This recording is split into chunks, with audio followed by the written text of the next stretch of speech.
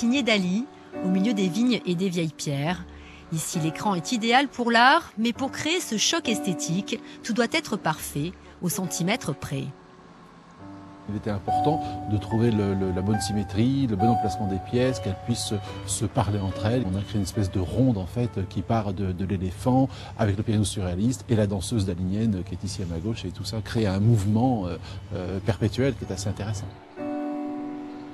L'art a toujours accompagné l'homme et je pense que nous en avons vraiment besoin. Plaisir d'essence, l'art est proche du vin. Mais à force de travailler très près des œuvres, on peut faire des rapprochements inattendus. On peut retrouver des caractéristiques d'un vin, l'élégance, la rondeur, la grâce. Regardez la robe, on parle de la robe, de robe d'un vin. Non, il y a beaucoup de similitudes. Chaque mois, les œnophiles en visite au château de Pommard achètent une vingtaine d'œuvres d'art. Des achats coup de cœur entre 5 000 et 20 000 euros. Un bon retour sur investissement pour la galerie, mais aussi pour le domaine. On n'est pas dans un musée ici. Vous pouvez approcher les œuvres, vous pouvez les toucher, vous pouvez vous les faire expliquer.